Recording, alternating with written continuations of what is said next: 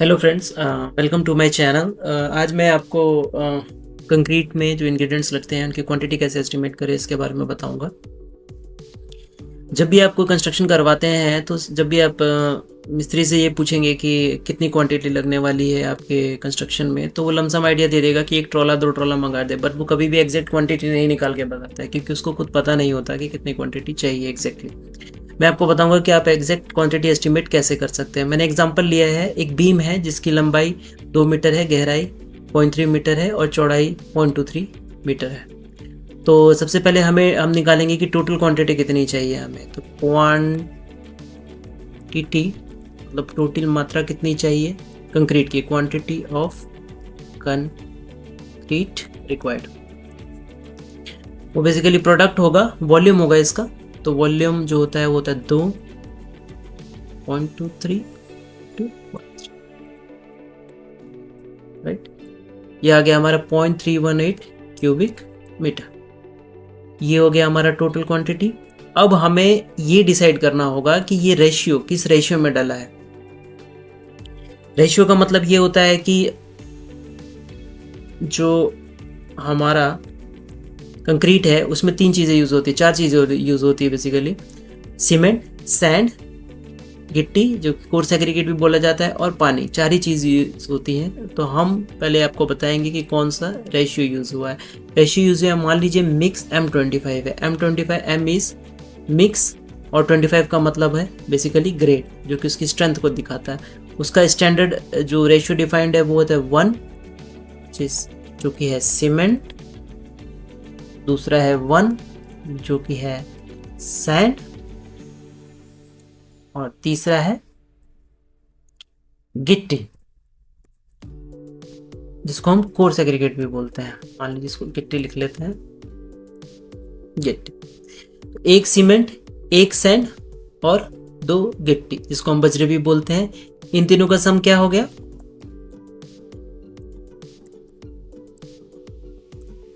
1 + 1 + 2 कितना होता है? 4। बिल्कुल। अब इसका क्या यूज है मैं आपको बाद में बताऊंगा। सबसे पहले हम निकाल लेते हैं quantity of dry ingredients required. वो कितना होगा? वो होगा 1.54 टाइम्स मल्टीप्लाई बाय 0.318 जो कि एग्जैक्टली हमें चाहिए।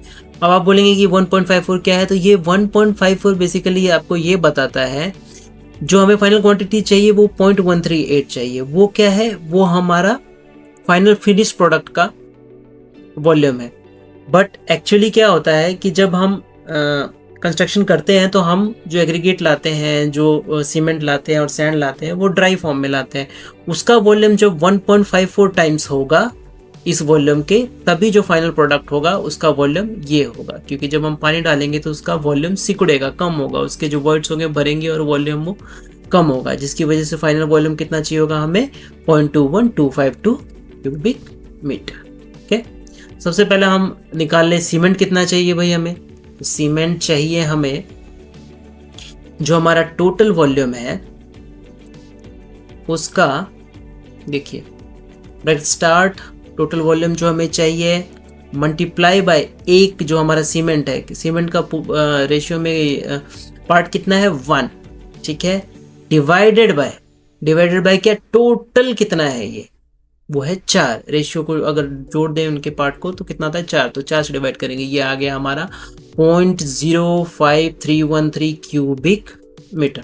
लेकिन मार्केट में तो आता नहीं है क्यूबिक मीटर में, मार्केट में आता है बैग्स में। तो हम लिखेंगे नंबर ऑफ बैग्स, ठीक है। वो कैसे आएगा? अगर हम इसको एक बैग के वॉल्यूम से डिवाइड कर दे तो हमारा नंबर ऑफ बैग आ जाएगा। तो सबसे पहले हम ये देख लेते हैं कि एक बैग में सीमेंट कितना आता है।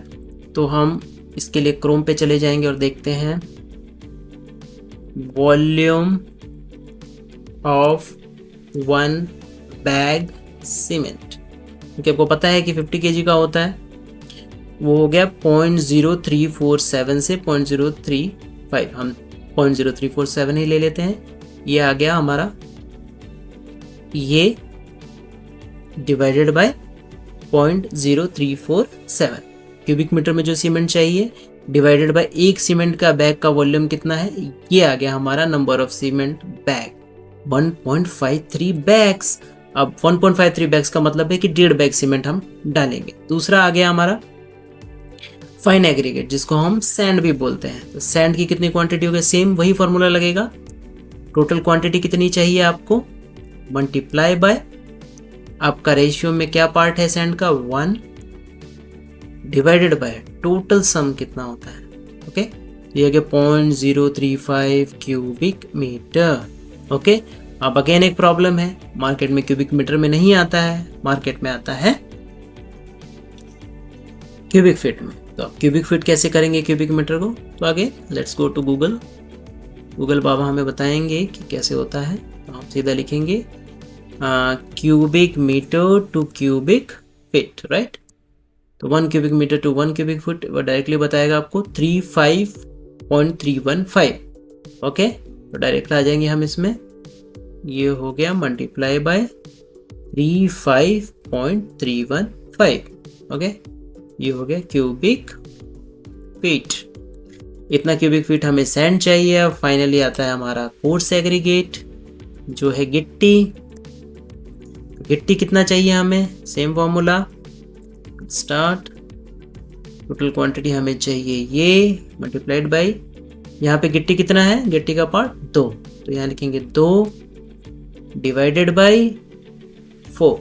ओके, ये आ गया क्यूबिक मीटर में हमारा क्यूबिक मीटर। ठीक है, अब इसको फाइनली फिर हम चेंज कर लेंगे क्यूबिक फीट में 35.315। ये आ गया हमारा क्यूबिक फीट में। आप देखेंगे कि अप्रोक्सीमेटली ये और ये, क्योंकि यहाँ रेशियो में भी 1:2 है, तो इन दोनों का रेशियो भी 1:2 ही होगा। मतलब जितना हमारा सैंड की क्वांटिटी आएगा, अगर हम उसको डायरेक्टली 2 गुना कर देंगे तो वो हमारी क्वांटिटी आ जाएगी गिट्टी की।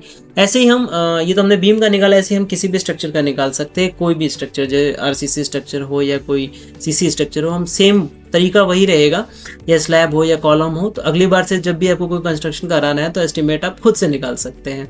और ऐसे ही वीडियोस के लिए मुझे प्लीज़ फॉलो करें और मुझे ये भी बताएं कि मैं और क्या चेंजेस कर सकता हूँ और बेटर प्रेजेंट करने में। और थैंक यू।